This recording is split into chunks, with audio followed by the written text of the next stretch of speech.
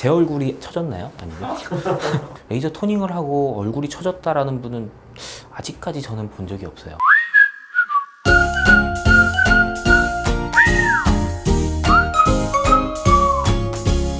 안녕하세요, 훈원장입니다. 토닝이라는 시술은 세게 들어가는 게 아니에요. 주변 조직의 손상을 최소화하면서 멜라닌 색소만 좀 선택적으로 때리고 싶은 건데, 그냥 부서지라고 세게 치는 게 아니라 이렇게 살살살 달래면서 제발 좀 나가줘, 제발 좀 쪼개줘줘, 이렇게 살살살살 들어가는 시술이라서 저출력 치료가 되는 거죠. 그래서 고반복이 필요하니까 적어도 10번 정도는 살살살 쳐줘야 어떤 실제로 변화가 있더라 라고 해서 보통은 10번을 추천드리죠. 출력으로 한 방에 빡 하는 게 낫지 않아요?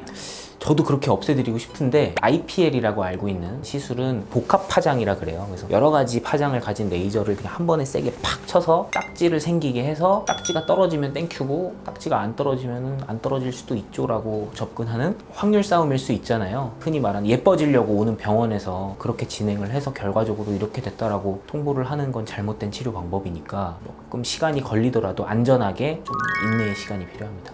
난 만족하는데 라고 하면 한동안 안 오셔도 돼요. 안 오셔도 되고, 대신에 후 관리 있죠. 새로운 색소가 형성되는 걸 억제하는 그런 것들을 할 수 있다면 안 와도 되죠. 자주 시술을 받으면 피부가 처진다고 하는데 처지는 개념은 탄력에 대한 관점이고, 토닝이라는 거는 색깔에 대한 관점이잖아요. 조금 다르다라고 생각해요. 그래서 레이저 토닝을 하고 얼굴이 처졌다라는 분은 아직까지 저는 본 적이 없어요. 제 얼굴이 처졌나요? 아니면?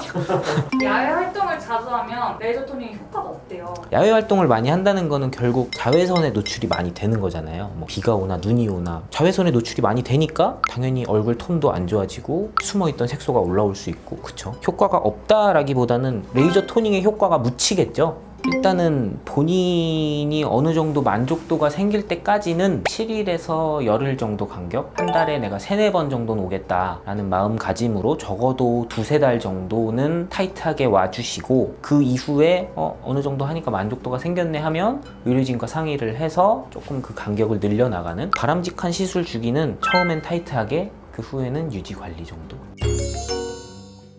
여름에는 레이저 토닝을 하면 안 된다, 열감 때문에 라는 말이 있어요.